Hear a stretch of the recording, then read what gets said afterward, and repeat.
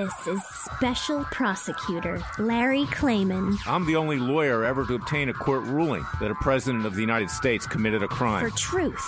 For competition. As a young lawyer, I helped break up AT&T. That's why you have all your cell phones today. For sovereignty. For the Republic. I'm the guy who, at Judicial Watch, which I founded, uncovered the Chinagate scandal. Millions of dollars going to the Clinton campaign, corrupting our political system. For the privacy of citizens. And I'm the only guy to have enjoined the National Security Agency from mass surveillance on hundreds of millions of Americans. Tearing it up. I'm the son of meat packers in Philadelphia, Pennsylvania. I know how to slice and dice. Bringing it back.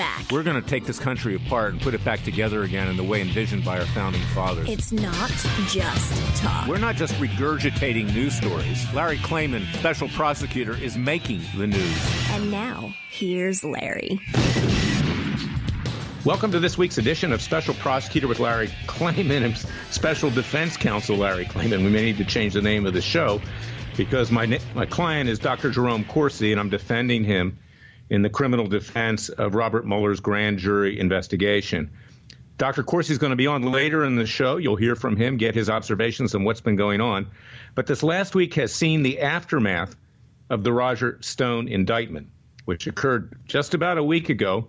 And we saw all of those FBI agents raiding his house, taking electronic equipment, cell phones, other kinds of evidence that they'll be dissecting over the next few months.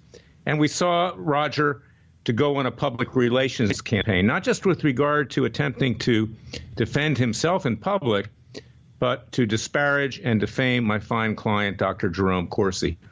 And again, we're going to hear from Dr. Corsi shortly after this segment. He's going to be on segments 2 and 3. And I want you to listen very carefully to what he said, because Dr. Corsi has never gone after Roger Stone. He simply has told the truth. And the indictment which came down with regard to Roger Stone confirmed that. He was accused of no wrongdoing, but Roger Stone was accused of lying about documentation which he had in his possession. That explains the raid on his home. They want to see what he has internally, as well as what the special counsel has acquired through surveillance and other means, as well as threatening witnesses such as Randy Credico, who was allegedly threatened physically. His dog was threatened. I read it, to kill the dog. I mean, mafioso style. And this is what gave rise to the indictment of Roger Stone. There's a senator on Capitol Hill by the name of John Kennedy, not the John F. Kennedy, but he's from Louisiana, and he's a typical Southern lawyer. You know, they say things in very simple terms. I'm a quasi-Southerner myself. I spent most of my adult life in the South, going to Duke University and Emory University School of Law. And Southerners have a way of expressing themselves in common sense terms. And he issued a tweet or a meme this week saying that Stone was actually acting like Beavis and Buckhead. He never seen anybody talk himself into an indictment before. He meant that tongue in cheek, but, you know, humor can have a lot of truth. And that's what Roger has done in many ways. Now, there is selective prosecution in this country. We don't see Hillary Clinton being indicted. We don't see James Comey. We don't see James Baker, the general counsel that worked under Comey. We don't see Andrew McCabe, another FBI high-level official. He was deputy in terms of Comey's reign of terror at the FBI. Peter Strzok, Lisa Page, James Clapper of the National Security Agency, who lied that there was no mass surveillance when there was. John Brennan, who did the same thing, head of the CIA. We've seen these people go off scot-free because there is an elite establishment, and it's generally only conservatives and people of faith that wind up getting indicted in Washington, D.C. But the left, they walk off scot-free, and that is not right. And it's something that we're addressing in our citizens' grand juries, because we're going to hold them accountable. Not only are we going to hold Robert Mueller accountable for what he's done, and we've been no pushover, but we're going to hold all these other individuals who walked off scot-free, who Mueller has not gone after. We're going to go after them. We're going to have them indicted by citizens' grand juries. We're going to try them. We're going to convict them. We're going to have them sentenced. We're going to ask President Trump to enforce the sentences. If he doesn't, we'll force them ourselves under citizens' arrests, peacefully and legally and properly. But that doesn't justify allegedly lying under oath, and it doesn't justify threatening witnesses. And you're going to hear from Dr. Corsi again. I keep saying this because I want to have him express himself. I'm expressing my view. I am his lawyer, but these are my views, is that that doesn't make that right. We impeached Bill Clinton for lying about an intern. And it was taken very seriously by the right at that time, by conservatives. The left poo-pooed it. They said, oh, that's no big deal. But you know what? It is a big deal when you lie under oath. And whatever the state of our legal system, however it is broken down, however it needs to be repaired, however we have a corrupt Justice Department, and we're going to talk about the Bundy case in just a little bit as well, is that does not justify subverting the legal system as it exists when you go under oath and you lie. And Dr. Corsi has told the truth. That's why he's not indicted. That's why Roger Stone was indicted over those allegations. And you have to take it seriously. The other thing I'm going to say is, and you can drink the Kool-Aid that's out there with regard to some in the conservative media. They throw in Hannity's and the others. It doesn't justify using 29 FBI agents to conduct a raid. But if there's a legitimate case and documentation is going to prove that case, even Special Counsel Robert Mueller had the right, without notice, to go in on a warrant and to seize the equipment in Roger Stone's house. Now, you got to keep that in mind. I'm not saying Roger Stone's guilty. What I'm saying is that if there was a legitimate basis for that indictment, and it's not about Russian collusion, it's not about all this other stuff that both sides throw up smoke and mirrors, you're not getting the true facts. The indictment is very simple. It's about lying under oath and threatening witnesses, committing perjury, and, in fact, intimidating witnesses and obstructing justice. That cannot be permitted in a civilized society, and that's what this is all about. So rather than in any way being contrite and accepting responsibility or saying, I'm going to address these charges, I didn't lie, etc., Roger Stone goes off and attacks Jerry Corsi because he simply told the truth, and Roger Stone doesn't like some of the things that he told the truth about. And that's why we're going to be fighting back, and I want you to understand that, with regard to Roger Stone, with regard to his surrogates like Michael Caputo. He has all these little friends out there that work with him that even if he's not speaking, go out and smear other people like Dr. Corsi. Well, I will address that because I don't turn the other cheek, and I do what I think's right. And this is not right. And if Roger thinks he's going to get away with this judge, Amy Berman Jackson, she's highly leftist, and already today she's talked about putting a gag order. There's briefs that are due in a week on that issue, is that Roger, by going after Jerry Corsi, is in effect trying to tamper with a witness. And he did the same thing with Randy Credico. So he would be well advised to lay off of Jerry Corsi. He'd be well advised not to defame me, which he has, and because I'm his lawyer. And there are laws against that, too, intimidating the lawyers of witnesses and of parties in civil and criminal litigation. That's illegal. So Roger's digging himself a bigger ditch. I want you to understand that. That does not take away from the fact that it was Jerry Corsi who filed criminal complaints against Robert Mueller. Stone didn't do that. It was Jerry Corsi who filed civil complaints for illegal surveillance, for leaking grand jury information, for collaborating with the Washington Post to smear Corsi. Stone didn't do that. Jerry Corsi is the hero here. He's the one who's taking action rather than just talking. There was a mayor in Washington, D.C. many years ago who made a statement about Jesse Jackson that he don't know how to do anything except wag his mouth. And this was another African American. And it's not enough to wag your mouth or even wag the dog, for that matter. I'm not talking about Randy Credico. What was threatened with that dog was a lot worse. And how people feel about their dogs. They're like members of the family. But Larry Klayman does not just talk. And Jerry Corsi does not just talk. We act. And I want you to remember that, because that's why we need your support. Jerry has a legal defense fund. You can go to CorsiNation.com for that. With regard to what Freedom Watch is doing and citizens' grand juries to hold the people accountable who did lie, that Mueller will not address, and I named them just a few minutes ago, go to freedomwatchusa.org, freedomwatchusa.org, and contribute to our cause. We are the mouse that roared. We need to hire more lawyers. We need to hire more staff. We need to ramp up for the citizens' grand jury, for our other hard-hitting cases. See what we're doing with social media companies in terms of holding them accountable for the discrimination against conservatives. What we're doing with our leftist media strike force, with major publications and cable news networks that are subverting the rule of law as well. They're intervening in that. And it is important. And although I don't agree with many of the things that Judge Jackson has done with some of my clients, and we've talked about that in previous shows, is that she's absolutely right. In these cases, you should let the lawyers talk. You should let the legal proceedings proceed. You should not try to influence witnesses, to intimidate witnesses, but you should, in fact, toe the line and try to obey the rule of law. Now, in that regard, my client, the Bundys, have obeyed the rule of law. Their indictment was dismissed over a year ago by even a judge that was hostile to them, recommended by Harry Reid, that evil senator, and President Barack Obama, who recommended her to the bench, who appointed her. She was confirmed. And even she dismissed the indictment due to gross prosecutorial abuse, intimidating witnesses, just what's happened, in this case with regard to Jerry Corsi, and also intimidating whistleblowers from coming forward and suppressing exculpatory evidence. Well, you know what? You know how much I tried to get the government to withdraw this, even the Trump Justice Department. Unfortunately, the president is in control of his own Justice Department. So they have decided to go ahead with this appeal. And if we don't win at the Ninth Circuit, Cliven, his sons, and the other defendants will be retried. They run a risk of being convicted. They didn't do anything wrong, but you never know what can happen in court, and doing life imprisonment. Cliven stood up to the government peacefully and legally.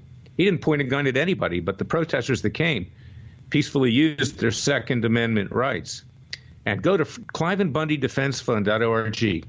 Please support that defense fund. It's going to be very costly to defend this appeal. And we also have two other cases involving who owns the land in Nevada, as well as a lawsuit that Ryan Bundy brought pushing back against this prosecutorial misconduct. I'm going to be right back with Jerry Corsi. I want you to hear from the so-called horse's mouth, because Jerry is a patriot. He is brave. And we are moving forward to restore the rule of law.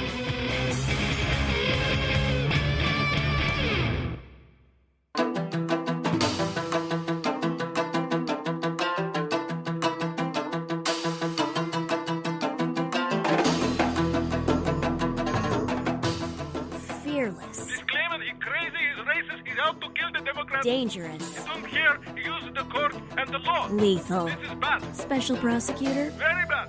Larry Klayman. If you'd like to support Freedom Watch and this radio show, go to freedomwatchusa.org. I'm back with my good friend, my client, a real patriot, Dr. Jerome Corsi. Of course, you know what's been happening these days. You know how he's been attacked from every corner. He's holding up. He's fighting against not just the establishment, but he's fighting against statements that are being made by Roger Stone and others. And we just talked about that. But, Jared, I want to find out how you've been holding up under all this pressure. If our viewers and listeners are able to understand just how intense this whole thing has been and how you're dealing with it, and how your family's dealing with it. Well, Larry, it's the most horrible experience I've ever had in my life. The initial phase of this, I think, intensely around Thanksgiving, where the threat was pretty serious. The special prosecutor, Mueller's whole operation, wanted to imprison me. And they were going to do it on saying I lied, but the truth was I did not, which is the crime, knowingly or willfully give them information I knew to be false on a material subject with the intent to deceive them. I didn't do that. I made memory mistakes, and I think now I'm not concerned that they're going to prosecute me, because I think they lost on that. They have passed me by, and the indictment for Roger Stone, person number one, maybe even going to be witness number one, but there's nothing I did wrong that's indicated in that indictment. But to answer your question, Larry, the family is torn up. Is dad going to be in prison? My wife and I.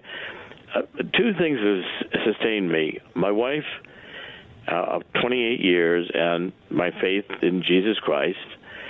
Monica said to me early on in this, when we were thinking about the plea deal, because Zelensky and the other prosecutors wanted me to lie, a crime I didn't commit, in order to stay out of prison. And Monica, one day, she woke up and she said, I'd rather visit you the rest of my life and the rest of your life in prison than to be married to someone other than the guy I married. And that was really an important statement, and it really, I can't tell you how, that lifted me and gave me the moral impulse. I mean, if Monica could support me to that extent, we go through anything. And secondly, I've only resolved ever in this to tell the truth. You know that, and that's what I think my obligation is to Jesus Christ and to the law. And my memory has problems. Nobody can answer these questions that you're asked. And remember, 3 years ago, with the precision these prosecutors are capable of drilling down to, where they have everything on you in a 8-inch binder, and they play these games where they're trying to get you to say things that you've forgotten, and they show you documents to prove you're wrong. It's a stupid game. When I went in there to cooperate with them, gave them my computers, propered everything, my email accounts, my cell phones, I went in to cooperate. So, Larry, to answer your question, has been extremely difficult, but I feel like now we're kind of at a watershed point. It's changing. I think they would be very foolish to try to indict me right now, and I don't think they're going to do it. And I'm resolved to continue telling the truth and continue fighting. Yeah, and the point I want to make, you do have great support. You've got a great wife who believes in you. And, you've got the facts on your side. And, when you didn't remember anything, Jerry, you went back and you amended it. You didn't hang back. You see, like Roger Stone did, you came forward and you said, okay, now I remember, I went back and I checked. You didn't let it hang out there for a year. No, and that's, I did it immediately. That's a difference here. Yeah, that's the difference between you and Roger Stone. Roger claims he can't remember anything, but he has a pretty good memory when he's disparaging you and me, all over the place. A made-up memory, I might add. But this is something that, is moving forward. And, we're not just dealing with Mueller and the grand jury, and he would not be wise to indict you. We could then challenge his mandate. We could challenge his authority. But more importantly than that, you have always cooperated, and I believe they also know that. And they're starting to appreciate that even more. When Stone attacked you, it actually raises your standing with the special counsel, you see. And you become an even more important witness because, as I said in the first part of this show, the intimidation with you is very similar to what he did, allegedly, with Randy Credico. You're a witness, a material witness. And I'd be very surprised, and this is the segue, if Roger Stone doesn't get gagged by Judge Amy Berman Jackson next week when there's a follow-up to the status conference that was held last Friday. We'll be right back with Jerry's response to my question.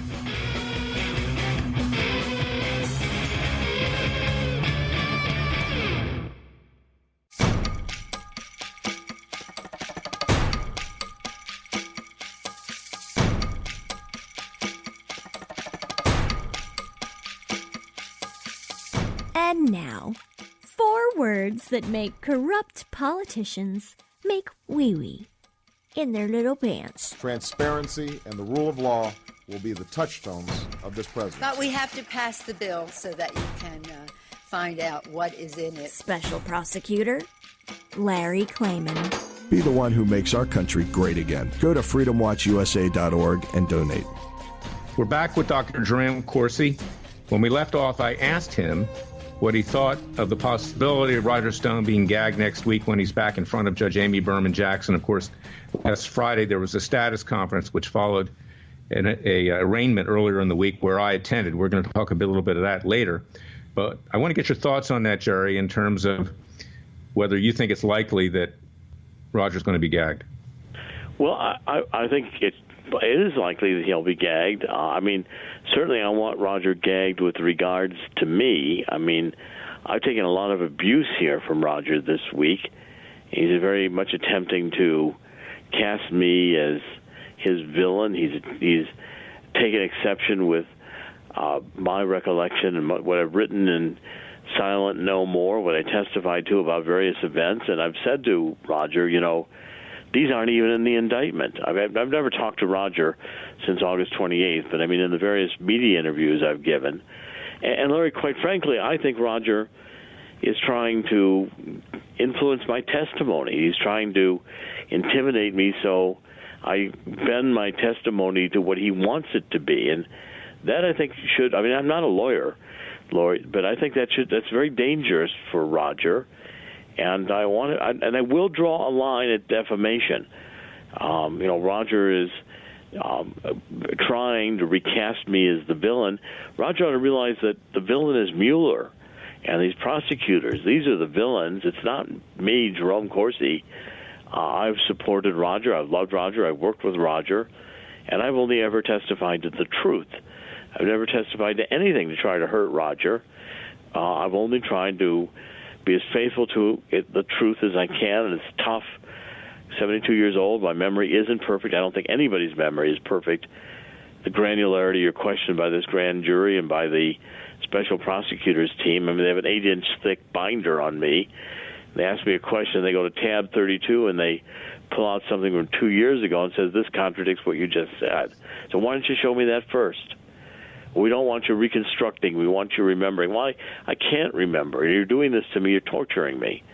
That's what the whole experience of this 40 hours of the Inquisition was about. And I think that's part of the reason, Larry, that we've filed a criminal action complaint with the Attorney General's office on Mueller and a federal U.S. district law case in Washington, D.C. And I'm going to press these cases, and I want Roger to stop talking about me because I think it's very damaging not only to me but to him. He doesn't maybe realize it, but I believe it is. The senator from Louisiana, Southern senator, Southern reasoning, common sense, John Kennedy said Roger, in effect, talked himself into an indictment in many ways and issued a mem, Beavis and Butthead, whatever the name is. I never watched the show.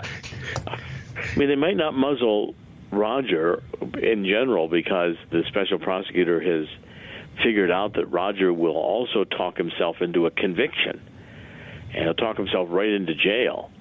Roger does not understand that the indictment against him is very narrowly drawn. It's not on collusion.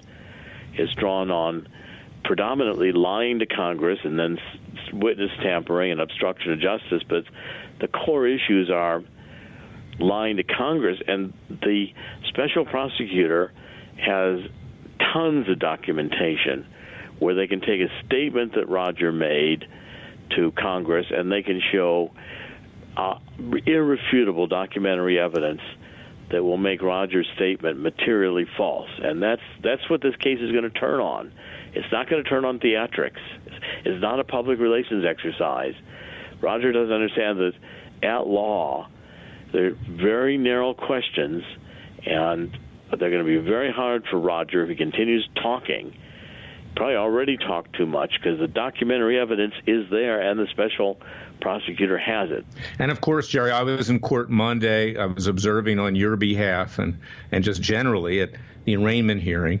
And at that hearing, Roger's two lawyers, Florida lawyers who don't practice in Washington, D.C., don't know the lay of the land, they had to bring somebody in, got up and said, well, we agree that we're going to waive speedy trial, Roger's speedy trial. And that was a huge mistake, in my opinion. See, speedy trial would require a trial within 60 days. It's in the Constitution. It's in the Sixth Amendment. And what they're saying now is that they want to have this thing tried. This is what they said today in court during the October timeframe. Judge Amy Berman Jackson said, no, I want it in August. I'll decide which one I want. But even that's too long because when those FBI agents went in a week ago Friday, they seized everything in Roger's house, all of his computers, his electronics, everything else. So it's not only what the special counsel has obtained through third parties, whether it's the National Security Agency, the FBI, the NSA, or whatever, and they have everything. They have absolute everything. We know that. I brought 2 cases against the NSA and the CIA. They trap every email, every text message, everything. But now they've got it from the horse's mouth, right inside his house. So consequently, to agree to speedy trial, to give them more time to look at everything. And they've got his financial records. He may be indicted for something else, or maybe there's a supersedious indictment here. This was a huge tactical error, in my opinion, by his lawyers. I want to get your thoughts here as well. Where you think this whole thing's headed, not just in terms of Roger Stone and not just in terms of you, but in terms of the President of the United States. Because, just this week we had to respond to a subpoena issued by the Senate Intelligence Committee, which is run by two chairmen who are the flip side of the same coin. One is Richard Burr, a Republican. He's the chairman from North Carolina. North Carolina is becoming very Democrat. Okay, and then of course, on the other side of the coin, you have the minority ranking member, Mark Warner, who's extremely partisan, does press conferences, trashes Trump, anything he can say. He's the Senate version of Adam Schiff in the House of Representatives. So anyway, we're dealing with that because they want all the documents that we gave to the special counsel, and they want your testimony, and I just sent in a letter today in that regard. And we're trying to cooperate there as well. And we'll tell the truth if in the proper circumstance that you get immunity, that you can come forward, because we don't want to be tripped up by these very politicized chairmen of the committees, and you will produce any relevant documents in any event. So I just want to get your overall thoughts on where everything's headed, particularly with regard to the president, because in my view, this committee is out to get the president, both the Republican chairman and the Democrat chairman. Well, I think the whole process, special prosecutor and these committees are all out to get Donald Trump impeached or so crippled that he won't win a second term. My nightmare is going to continue, Larry, because as we know, we'll have each of these committees, and the Democrats will have. We've already got the Senate Intelligence Committee with a subpoena. That's going to be followed by a couple of House committees, at least one or two, and we're going to go through much of this coming year with more legal expenses, more testimony, and it's a nightmare because anything you say in one is going to be compared to everything else you've said in all the others. In terms of where President Trump is at, I think one of the reasons that back in Thanksgiving that Mueller's prosecutors were so viciously angry at me was because I could not connect Roger Stone to Assange. It was absolutely clear after 40 hours of testimony in which I think, abused me and psychologically tormented me with the questioning. I couldn't find anyone who connected me to Assange or was involved with Assange, and that was what I said from the very beginning, that in July and August 2016 I did figure out on my own that Assange had possessed his emails. I'm being persecuted because I was smart enough or intuitive enough to have come to that deduction correctly, and I don't think there is anything on President Trump. I told the Mueller prosecutors that I asked them, you need to go and talk to Assange. Why isn't anybody starting with giving Assange immunity? Assange has said repeatedly that the Russians did not steal the emails from the Democrats that he had. And if that's the case, this entire Mueller investigation and all these Senate and House investigations are predicated on a false premise. If Russia did not steal the DNC emails, there is no case here at all. Jerry, this whole issue with Julian Assange and WikiLeaks and, whether you talked to them and whether Roger coordinated the release, there was a woman who came forward on Newsmax this week by the name of Cassandra Fairbanks. She was obviously sent by Roger. It was a setup. I was on there. You can see it at LarryKlayman.com, probably CorsiNation.com. And she attacked you, and on behalf of Roger called you a liar and said she had been with Julian Assange recently, as early January of this year and last year, and bragged about what a great man he is and everything else. Tell us about Cassandra Fairbanks. She defamed you too, and we're going to have to deal with that because she was sent by Roger. This was a hit. And let the people understand what you know about her. Well, I was at a meeting. I don't remember the exact dates of the meeting in Washington. This woman came up and confronted me. I mean, I thought she was crazy. And she said I was wrong that Assange had left the embassy. I thought maybe when Assange got his Ecuadorian passport, he might have left. And she said she knew that because she'd been with Assange. I said, what do you mean? He said, well, I was with Assange in the embassy, and I had sexual relations with him. And I said, what? I was saying, I don't need that. Well, who are you? And she went on and on about this. And I said, look, I'm really not interested. And so then she repeats that she was, and when this, I guess it led to the conversation you had with her on Newsmax. I couldn't believe that John Cardillo was actually going to broadcast her, but she did affirm that I didn't have any contact with Assange. She was clear about that. She affirmed my testimony. Actually, she, was exculpatory of mine and providing additional evidence that I'd never had anything to do with Assange. But all the things she said about me as being old and deranged and lying and laughing at me, and she's the one who went over there and slept with Assange. And then she's also close to Roger. I mean, I thought you were right, Larry. We had an obligation to turn that over to the special prosecutor because it was material to their investigation. We couldn't be in possession of this and not turn it over. And, they're looking for the link between Assange and Stone, and this woman is talking about pillow talk stuff. I think she probably bought herself a visit from some FBI agents and possibly subpoenaed to testify in front of the grand jury, because now she held herself out in doing Roger's bidding and attacking you. She made herself a material witness. She has spoken with Assange, and you got to believe she's talking to him about stuff that Mueller's interested in. So, that's why I say you talk too much. You want to be cute. You want to attack Jerry Corsi. You want to track Larry Klayman. You want to use surrogates to do it, and you dig yourself a deeper ditch.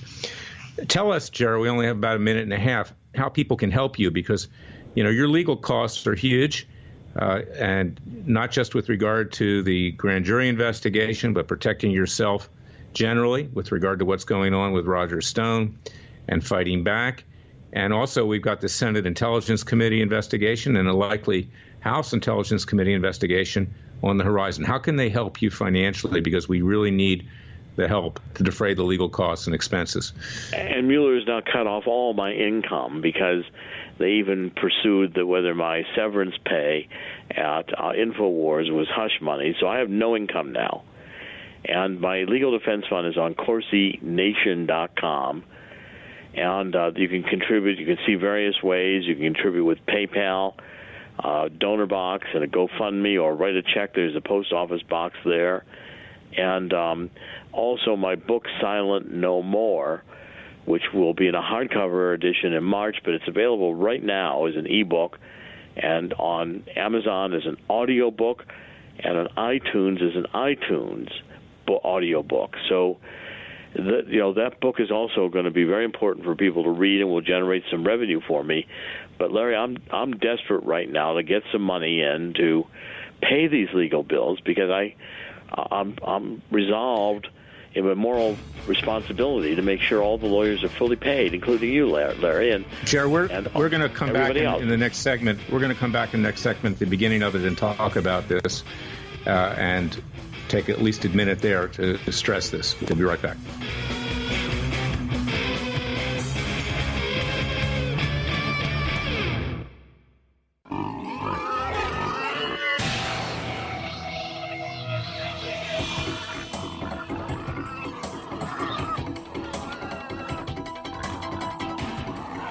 Before he was a trial lawyer, he sliced him and diced him. People used to ask me, Larry, what caused you to start Judicial Watch and now Freedom Watch, given the powerful forces in this country that put you at risk? In a meat packing plant. I'm the son of meat packers in Philadelphia, Pennsylvania. I know how to slice and dice. A very special prosecutor, Larry Klayman.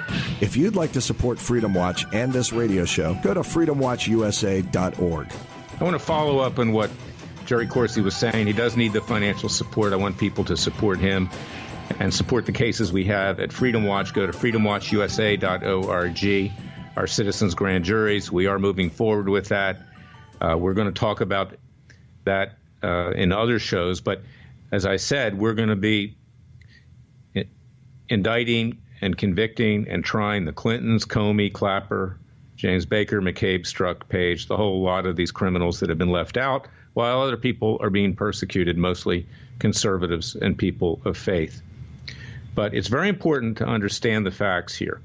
And that's why I took so much time laying them out, because the Kool-Aid that you see on Sean Hannity or you see in other places from the right, the Kool-Aid that you see from the left on MSNBC, on CNN, that's what it is. Okay, it's all positioning. It's all based on ratings. It's based on advertising dollars. It's not getting down to the nuts and bolts of what's actually happening. And I want people to remember that Jerry Corsi and I are the ones that have actually taken on Special Counsel Robert Mueller frontally. My client has told the truth, but we've not rolled over. And it's not Roger Stone who has taken them on. He'd rather defame a witness that he thinks he's going to intimidate at trial. And Jerry Corsi has always said he never wanted to harm Roger Stone. That same is true of me, whatever my opinion may be of him. We did not, and particularly because it affects my client. And what you have to do in these proceedings, and it doesn't matter who you are, left, right, or center. When you're under oath, you tell the truth. Even when you're not under oath, you tell the truth.